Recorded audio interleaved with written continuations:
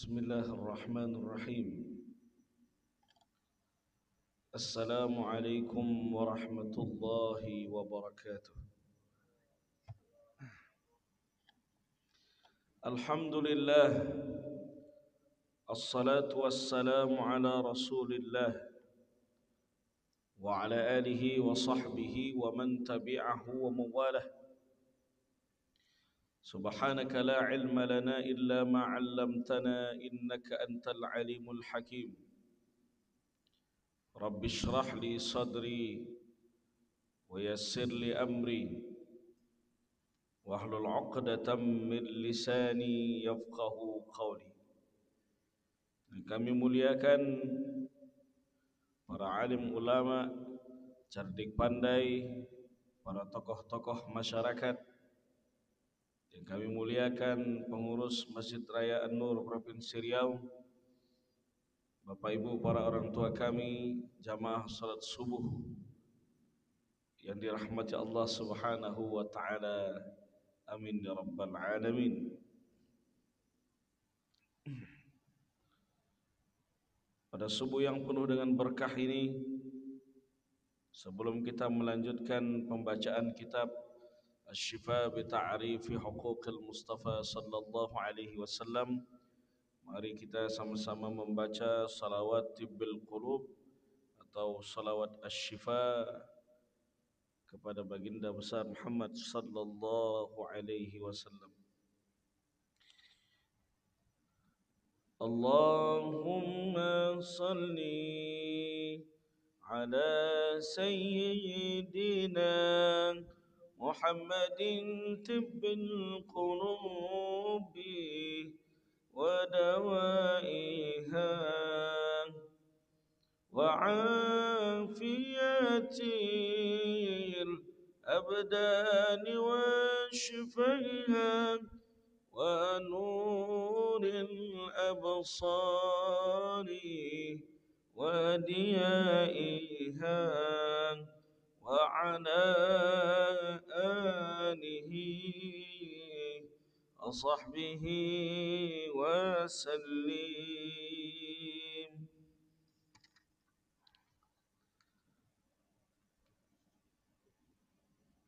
Pada subuh yang penuh dengan berkah ini, kita lanjutkan pembacaan kitab Asy-Syifa pada pasal yang ke-9, fima tadammanathu suratul Fath min karamatihi sallallahu alaihi wasallam, masih terkait kandungan-kandungan pada surat Al-Fath yang mengisyaratkan tentang kemuliaan-kemuliaan baginda Rasulullah sallallahu alaihi wasallam. قال المؤلف رحمه الله ونفعنا بعلومه وبعلوم مشايخنا في الدارين آمين. قال, berkata Imam Al-Qadi Iyad Al-Yahsubi, thumma qala, kemudian Allah Subhanahu wa taala berfirman, innal ladzina yubayyi'unaka innama yubayyi'unallah. Sesungguhnya orang-orang yang berbaiat kepada engkau wahai Muhammad, sejatinya mereka telah berbaiat kepada Allah Subhanahu wa taala. Surat Al-Fath ayat 10. Yakni, kata Imam Al-Qadi Iyad, yang dimaksudkan dalam baiat ini adalah bai'atur ridwan. Bai'atur ridwan ay innama yubayi'una Allah bi bai'atihim iyyaka yadullah fawqa aydihim. Yuridu indal bai'ah, yang dimaksudkan kata Imam Al-Qadi Iyad adalah saat para sahabat Nabi berbaiat kepada Rasulullah pada tahun ke-6 Hijriah, ketika datang muncul berita palsu bahwa Sayyidina Utsman bin Affan. Sayyidina Utsman bin Affan saat itu dikabarkan, diberitakan terbunuh oleh kafir Quraisy, terjebak di kota Makkah Al-Mukarramah.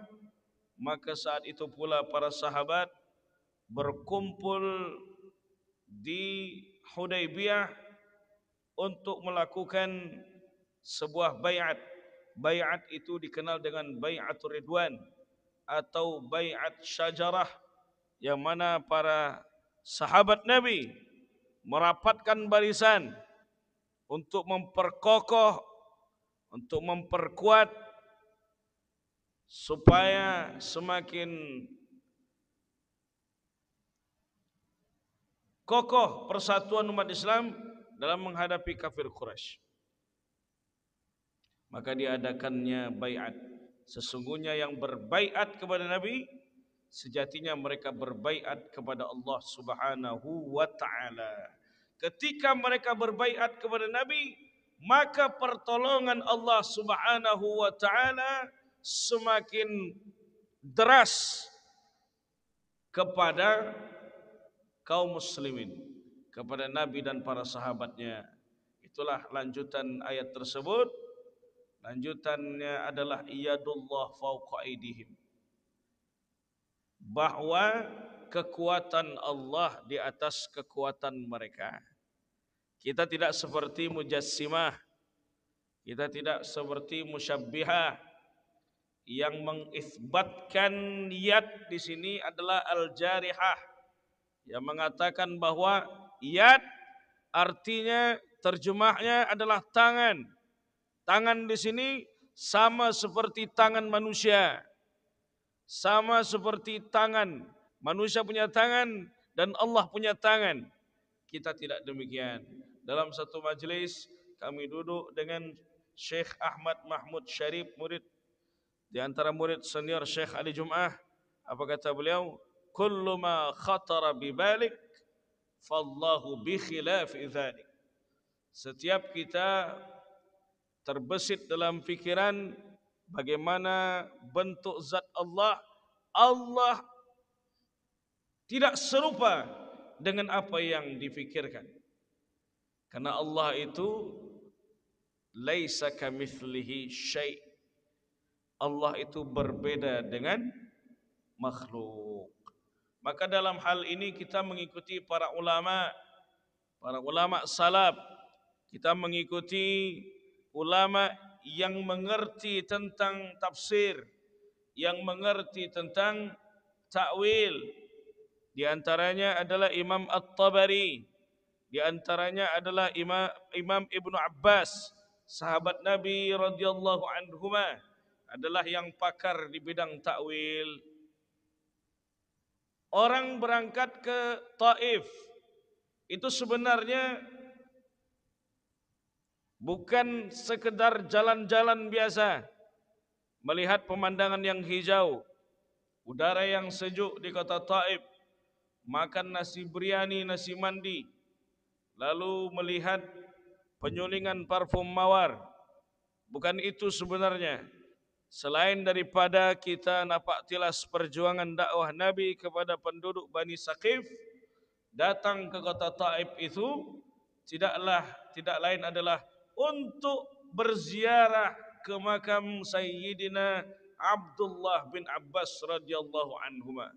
Ini sahabat yang mulia, sahabat yang merangkap sebagai sepupu Rasulullah, karena beliau adalah ibnu ammi Rasulullah, anak daripada paman Rasulullah Abbas bin Abdul Muttalib. Dia juga merangkap sebagai Abdullah bin Abbas itu punya emak namanya Ummul Fadl. Ummul Fadl punya seorang saudari bernama Maimunah binti Harith. Maimunah binti Harith tidak lain adalah istri dari baginda besar Muhammad sallallahu alaihi wasallam yang dimakamkan di Nawariyah, Makkah.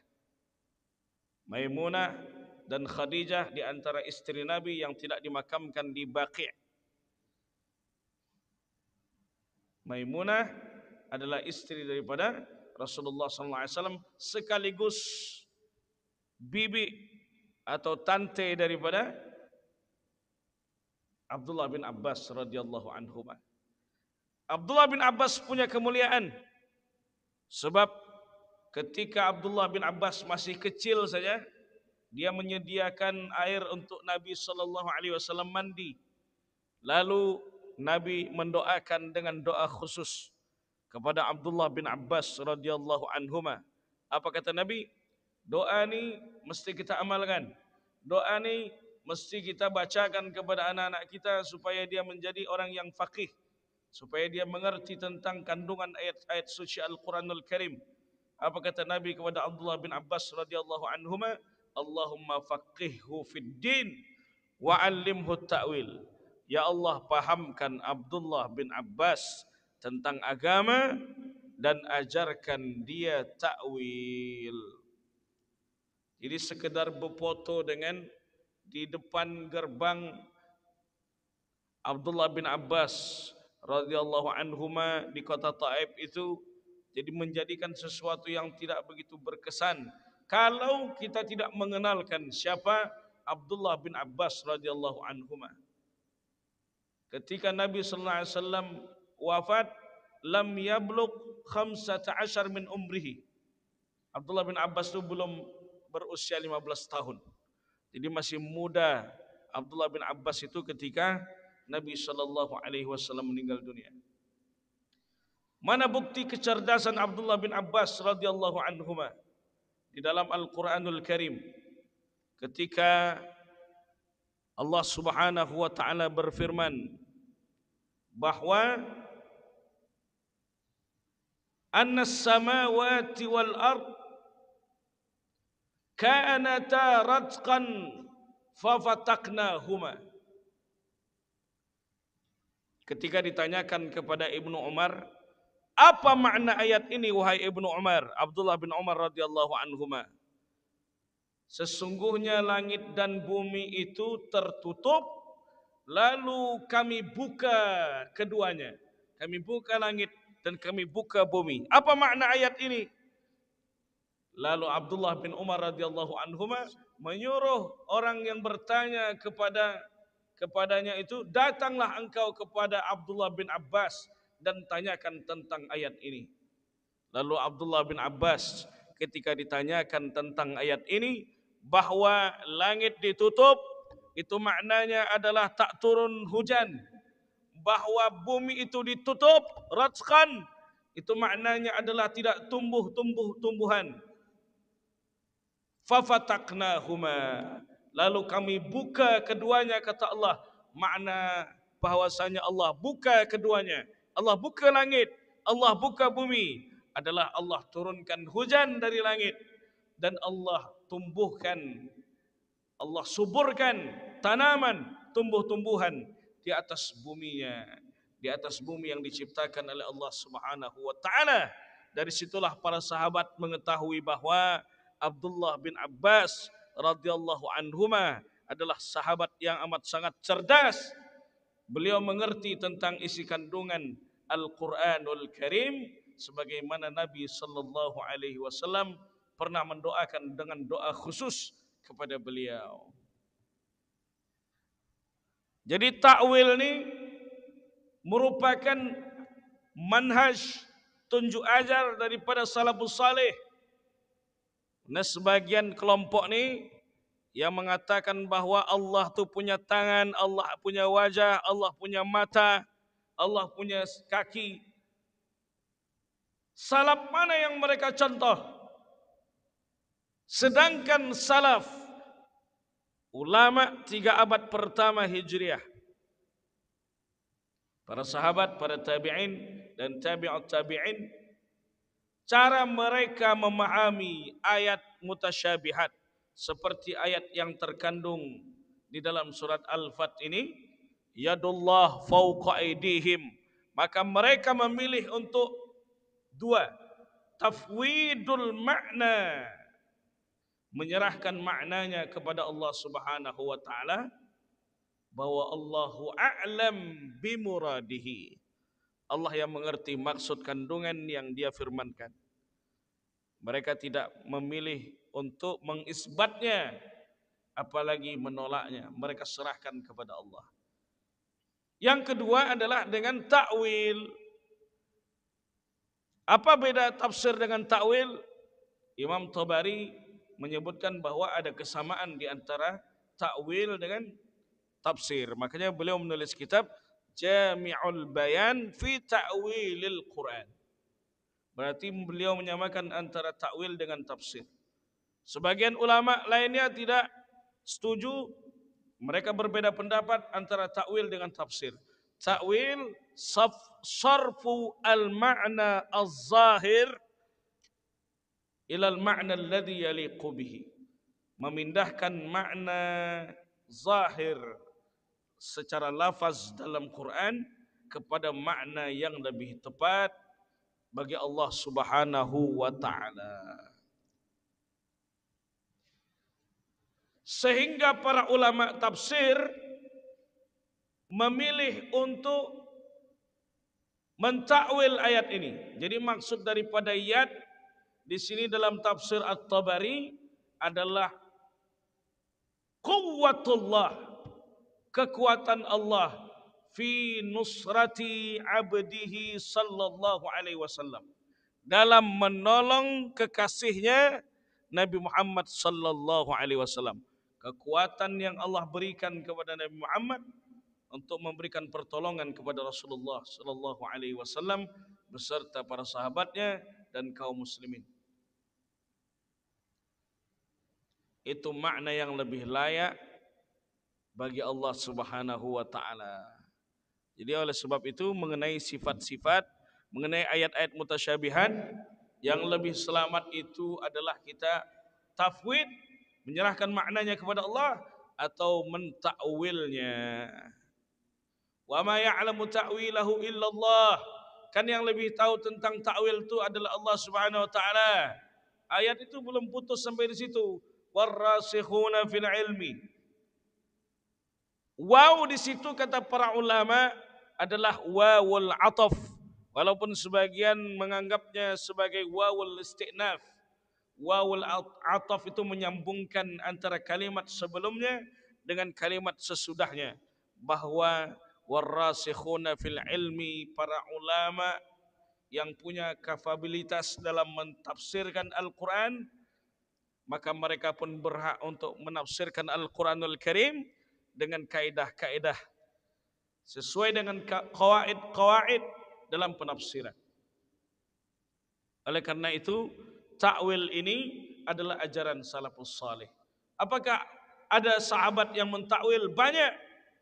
Abdullah bin Abbas serta murid-murid beliau, Imam Ad-Dhahhak, Imam Mujahid, Imam Sa'id bin Jubair, Imam Qatadah, itu semua mentakwil ayat-ayat mutasyabihat. Makanya dalam kitab Tanwir Al-Miqbas karya Abu Tahir Al-Fairuz Zabadi, beliau merangkum semua takwil-takwil, semua penafsiran daripada Abdullah bin Abbas radhiyallahu anhu. Ketika Allah Subhanahu wa taala berfirman, "Yauma yukshafu an saq," hari di mana akan disingkap betis. Saq. Apa makna saq? Menurut orang-orang Wahabi, yang dimaksud betis itu ya betis. Jadi Allah itu punya betis. Nauzubillahi min zalik. Sedangkan Abdullah bin Abbas radhiyallahu anhuma menafsirkan ayat itu, saq itu maknanya adalah syiddah atau amrun azim. Pada hari kiamat itu adalah urusan yang amat sangat besar. Manusia merasakan sesuatu yang amat sangat berat. Itu hari di mana manusia akan merasakan kepayahan, kesusahan, dan mereka meminta pertolongan Allah Subhanahu wa taala mereka meminta syafaat dari Rasulullah sallallahu alaihi wasallam. Jadi Imam Ibnu Abbas, Abdullah bin Abbas radhiyallahu anhuma ahlut ta'wil. Beliau mentakwil was sama dan langit banainaha biaidin. Dan langit itu kami bangun, kami bentuk, kami susun dengan tangan. Apa kata Abdullah bin Abbas radhiyallahu anhuma? Yang dimaksud aidin tidak lain adalah biquwwatin. Jadi yang dimaksud tangan di situ bukan tangan al-jarihah, bukan tangan seperti tangan kita, susunan dari anggota badan, melainkan yang dimaksud dengan aidin di situ adalah biquwwatin, dengan kekuatan Allah Subhanahu wa taala. Begitu para ulama salafus saleh memaknai, menafsirkan, mentakwil ayat-ayat mutasyabihat yang ada di dalam Al-Qur'anul Karim. Mana takwil dari Ibnu Abbas yang lainnya? Wasi'a kursiyyuhus samawati wal ardh. Dan kursi Allah itu meliputi langit dan bumi. Kursi itu bukan kursi tempat kita duduk. Karena yang bisa duduk itu manusia, makhluk pun bisa duduk. Karena mereka beranggapan bahwa Allah itu duduk di atas arasy. Kata Ibnu Abbas, wasi'a kursiyyu. Wasi'a kursiyyuhus samawati wal ard. Itu maknanya adalah wasi'a ilmuhu. Yang luas meliputi langit dan bumi itu adalah ilmu Allah Subhanahu wa ta'ala. Begitu Sayyidina Abdullah bin Abbas radhiyallahu anhuma memaknai ayat mutasyabihat. Wa yabqa wajhu rabbika dzul jalali wal ikram. Dan wajah daripada Tuhanmu akan kekal. Tuhan yang maha agung, yang maha berkuasa, yang maha mulia. Wa yabqa wajhu. Wajah di sini bukan wajah seperti wajah kita. Wajah di sini tidak lain adalah zatuhu, seperti yang ditekankan oleh Imam Al-Qurtubi, wa yabqallahu jalla jalaluhu. Yang dimaksud kekal di sini adalah Allah itu kekalnya ibaratun an zatihi, ibaratun an wujudihi wa zatihi. Yaitu ibarat tentang zat atau wujud daripada Allah Subhanahu wa taala itu yang kekal, bukan wajah seperti wajah manusia. Nah, begitu cara memahami ayat-ayat mutasyabihat, yaitu dengan cara mentakwilnya, dan ini adalah manhaj salafus salih.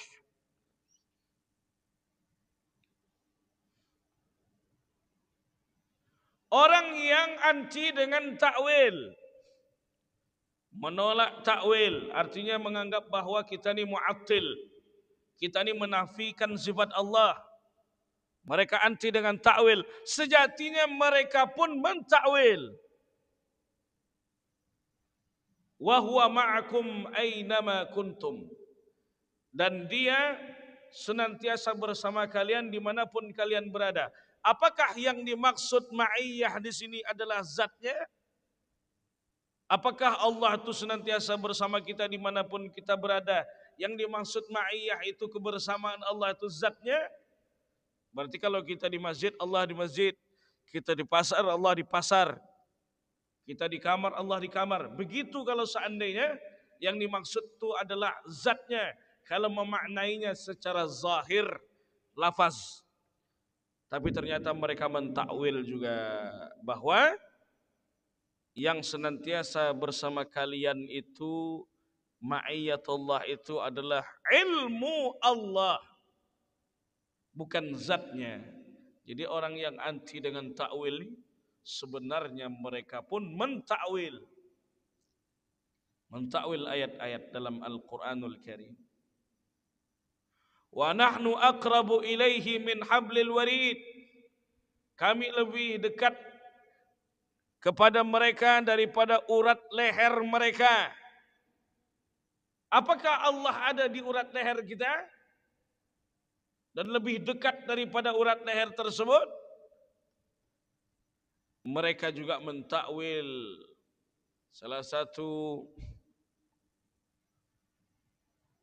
ulama salafi di Mesir, Syekh Mustafa Al-Adawi, mengatakan bahwa maksud kami lebih dekat itu adalah malaikatuna, malaikat kami lebih dekat daripada urat leher kalian. Sebagian lagi mentakwilnya dengan ilmuna, ilmu kami lebih dekat daripada urat leher kalian. Jadi orang yang anti dengan takwil ini, mereka mentakwil juga. Nasullaha fanasiyahum, sya'nul munafiqin. Orang munafik itu keadaannya seperti apa? Mereka lupa dengan Allah. Lalu Allah lupa dengan mereka. Dalam Al-Quranul Karim, surat Al-Anbiya ayat 30. Oh, bukan surat Al-Anbiya. Nasullaha fanasiyahum. Allah lupa dengan mereka dan mereka lupa dengan Allah Subhanahu wa taala. Apa makna daripada lupa di situ? Kata Imam Ibnu Katsir, tarakullaha, mereka lupa dengan Allah, mereka meninggalkan Allah Subhanahu wa taala, an yuti'uhu, untuk taat kepada Allah Subhanahu wa taala, lalu fanasiyahum, lalu Allah Subhanahu wa taala meninggalkan mereka, fatarakahum min hidayatihi wa taufiqihi. Allah meninggalkan mereka, yaitu meninggalkan hidayah, meninggalkan daripada taufiknya. Allah tidak memberikan mereka taufik. At-Taubah ayat 67. Bapak Ibu para tamu Allah, Bapak Ibu jamaah salat subuh yang dirahmati Allah Subhanahu wa taala. Oleh karena itu, dalam memahami ayat-ayat mutasyabihat ini, maka kita perlu mengikuti tunjuk ajar daripada para ulama supaya kita tidak terjerumus kepada pemahaman yang menyimpang dari Islam. Qila, dilanjutkan oleh Imam Qadi Iyad, yang dimaksud tidak lain adalah quwwatullah. Yang dimaksud dengan yad di situ adalah kekuatan Allah Subhanahu wa taala. Wa qila, dan sebagian lagi mengatakan thawabuhu. Yang dimaksud dengan yad adalah pahala daripada Allah Subhanahu wa taala. Wa qila minnatuhu. Sebagian mengatakan adalah karunia-karunia daripada Allah Subhanahu wa taala. Wa qila aqduhu. Sebagian mengatakan lagi, sebagian ulama mengatakan adalah ikatan yang Allah Subhanahu wa taala, yang para sahabat berbaiat kepada Rasulullah SAW, mereka semakin mengikat diri mereka untuk semakin taat kepada Allah dan Rasulnya. Wa hadhihi isti'aratun wa tajnisun fil kalami, dan ini adalah bagian daripada isti'arah dalam ilmu balaghah. Wa tajnis, tajnis adalah maknanya ittifaqul lafzi ma'a ikhtilafil makna, yaitu lafaznya yang mirip tapi berbeza mengenai makna yang terkandung di dalamnya. Wa tajnisun fil kalam wa ta'kidun li aqdi bai'atihim iyyahu, dan penekanan terhadap akad daripada baiat para sahabat kepada Rasulullah sallallahu alaihi wasallam wa izami sya'nil mubayi'i sallallahu alaihi wasallam, dan menunjukkan betapa tingginya derajat sosok orang yang dibaiat, yaitu baginda besar Muhammad sallallahu alaihi wasallam. Wa qad yakunu min hadza qauluhu ta'ala,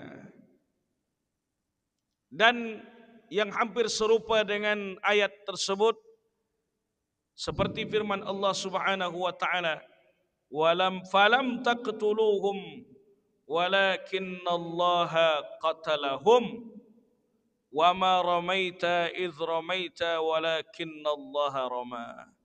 Dalam memahami ayat yang perlu dipahami secara majaz seperti firman Allah, yang perlu dipahami secara hakikah atau perlu dipahami secara majaz. Ini ada ayat-ayat yang ada di dalam Al-Quranul Karim.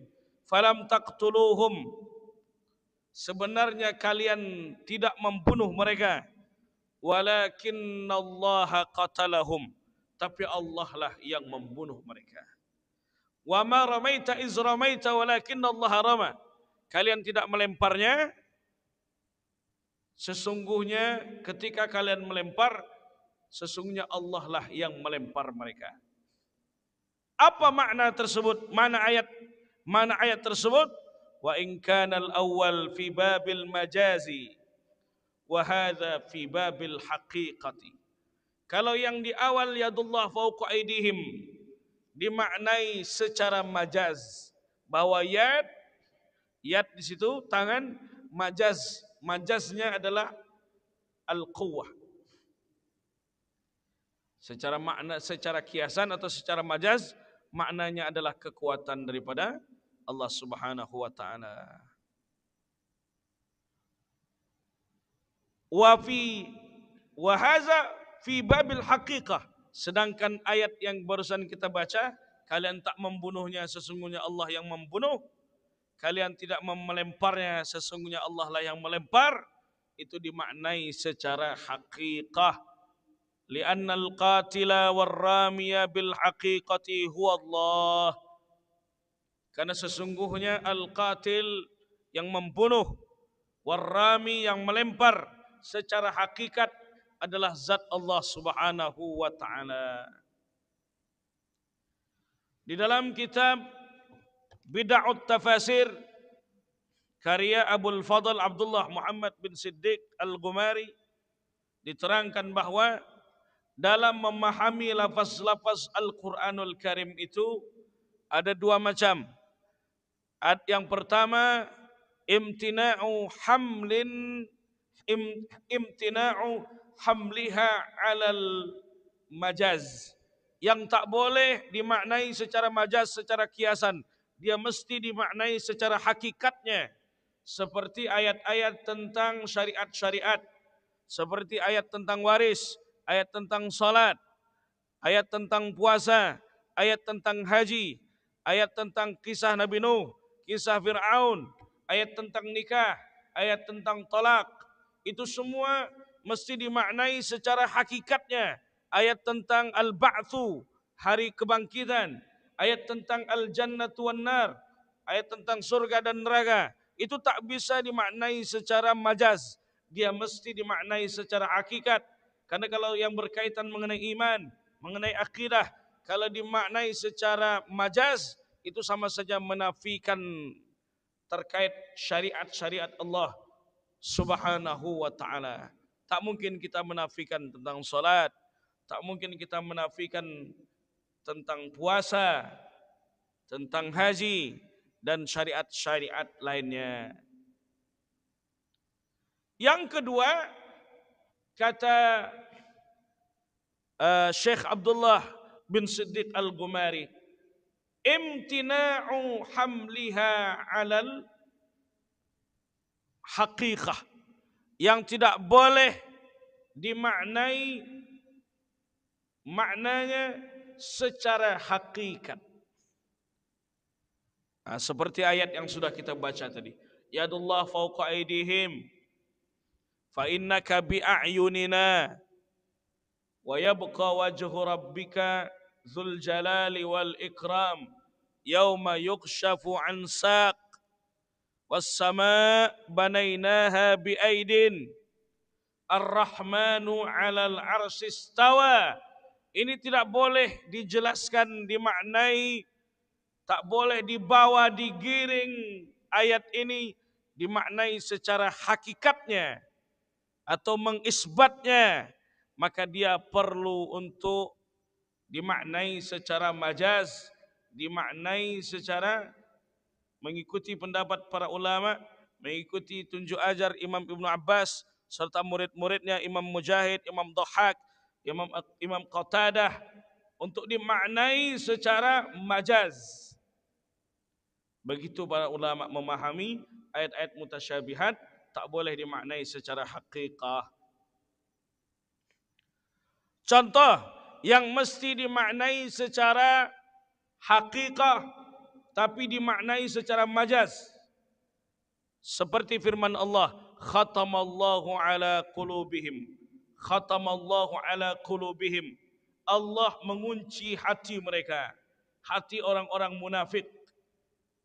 Lalu kata Imam Az-Zamakhsyari dalam tafsir Al-Kasyaf, bahwa isnadul khatim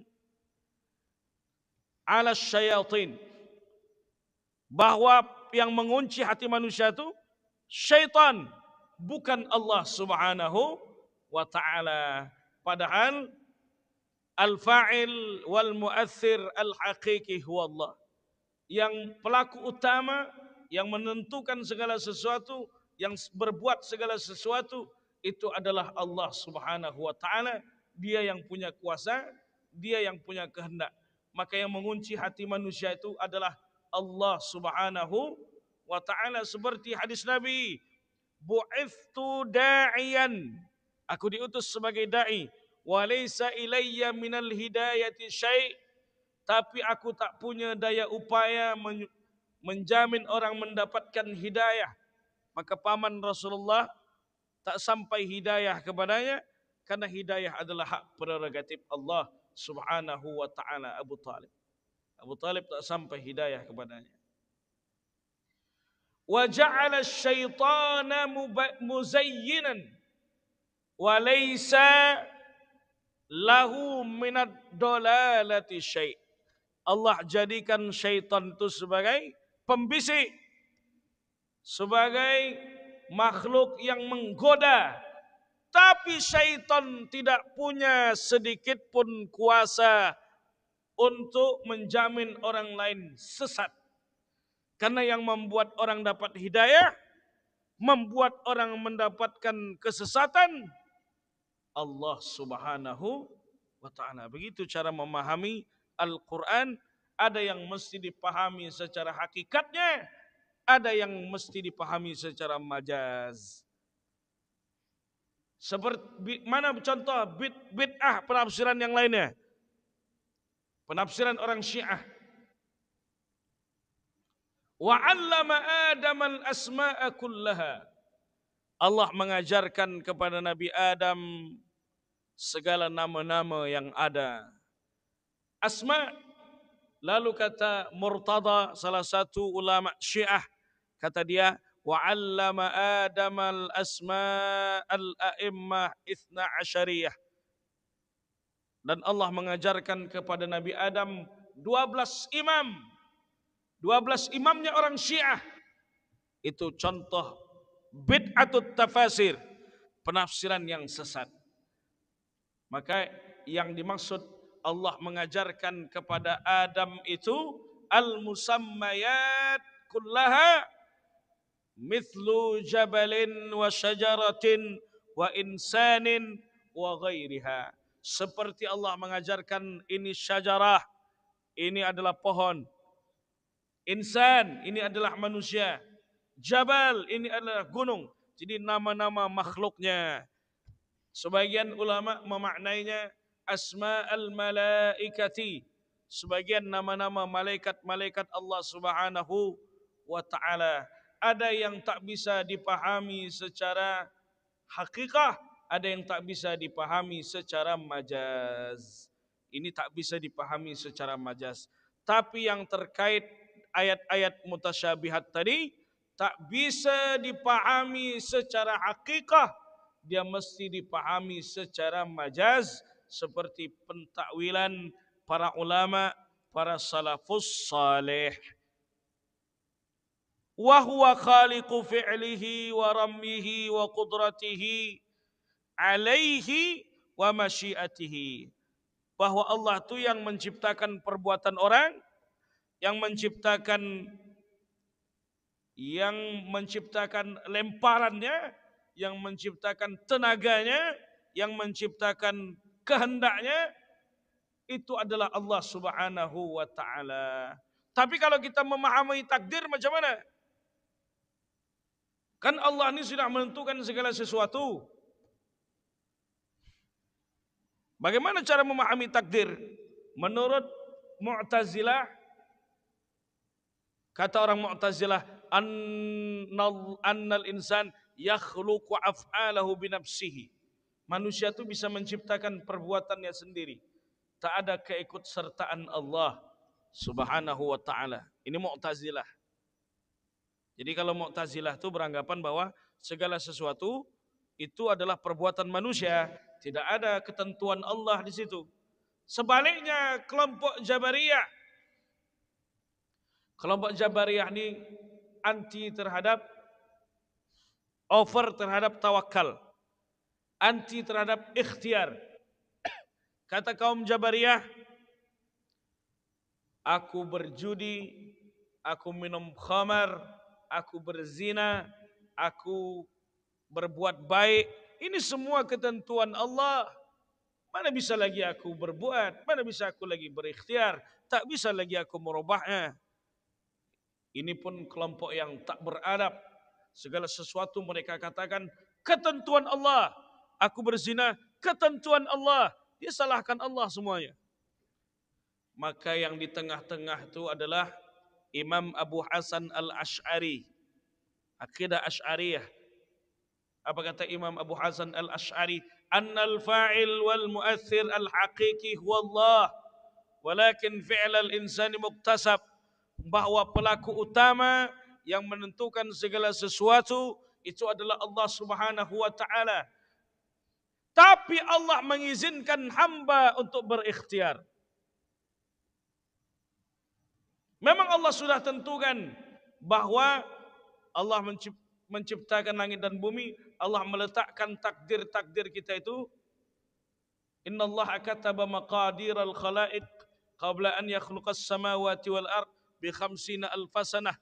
50.000 tahun sebelum penciptaan langit dan bumi, takdir kita sudah ditetapkan. Takdir baik, takdir buruk, masuk surga atau masuk neraka, sudah ditetapkan oleh Allah Subhanahu wa taala. Rezeki, jodoh, kematian sudah ditetapkan oleh Allah Subhanahu wa taala. Bahkan kita sedang hadir dalam majelis ini sudah ditetapkan oleh Allah Subhanahu wa taala. Tapi manusia diizinkan Allah untuk berikhtiar. Seseorang mau jadi orang yang mulia atau menjadi orang terhina, maka dia diizinkan Allah untuk berikhtiar. Mau jadi orang yang serba kecukupan atau serba kekurangan, bisa diikhtiarkan. Untuk menjadi orang yang alim atau orang yang jahil, bisa diikhtiarkan. Untuk menjadi orang yang hadir majelis ilmu atau tak hadir majelis ilmu, bisa diikhtiarkan. Dituliskan di Lauhul Mahfuz, jam sekian kita akan sholat di rumah, tak hadir kajian. Apakah kita bisa merubah takdir tersebut? Bisa. Datang pada majelis ilmu, datang ke masjid, sholat berjamaah, lalu hadir majelis ilmu. Jadi ketentuan itu memang sudah ditetapkan oleh Allah. Tapi kata Nabi SAW, la yaruddul qada illa doa. Tak ada yang bisa merubah takdir seseorang itu kecuali doa dan usaha seseorang. Jangan sampai kita menganggap, oh takdir sudah ditetapkan. Kematian itu kan nanti jelas pasti akan tiba. Tak payah lagi berobat. Kalau dah mati, mati. Bukan begitu cara memahami takdir. Kata Nabi, tadawau, berobatlah. Fa inna Allah lam yadha' da'an illa wada'a lahu dawa. Sesungguhnya Allah tidak meletakkan suatu penyakit kecuali Allah sudah siapkan penawarnya, penyembuhnya, pengobatnya. Jadi kita disuruh oleh Allah untuk berikhtiar. 1 menit lagi. Man ahabba an yubsata lahu fi rizqihi wa yunsa'alahu fi atharihi falyasil rahimahu. Siapa yang mau dipanjangkan umur, diluaskan rezeki, sambung silaturahim. Silaturahim bisa meluaskan rezeki. Kenapa? Orang silaturahim banyak kawan. Ketika dia banyak kawan, banyak relasi, banyak pintu-pintu rezeki. Orang yang silaturahim, panjang umur dia. Karena orang kalau dia punya banyak kawan, orang datang mendoakan semoga panjang umur kalau dia ulang tahun. Barakallahu fi umrik. Kalau dia sakit, orang datang menjenguk, semoga cepat sembuh. Panjang umur dia. Walaupun sudah ditetapkan 40 tahun, gara-gara silaturahim jadi 75 tahun. Itu diantara ikhtiar yang Allah berikan, Allah izinkan kepada hambanya. Tapi kalau semua orang dimusuhinya, semua orang dimakinya, semua orang difitnahnya, semua orang dizaliminya, apakah ada orang yang mendoakan panjang umur? Tak ada. Semua orang dimusuhinya. Yang ada orang mendoakan cepat. Nah, itu Bang Piri bilang tuh. Oleh karena itu, jadi Allah itu menentukan segala sesuatu, tapi Allah izinkan hambanya berikhtiar. Karena pelaku utama adalah yang mengerjakan segala sesuatu, adalah yang berbuat segala sesuatu. Allah Subhanahu wa Ta'ala. Terima kasih atas segala perhatian. Mohon maaf atas segala kekurangan. Wassalamualaikum warahmatullahi wabarakatuh.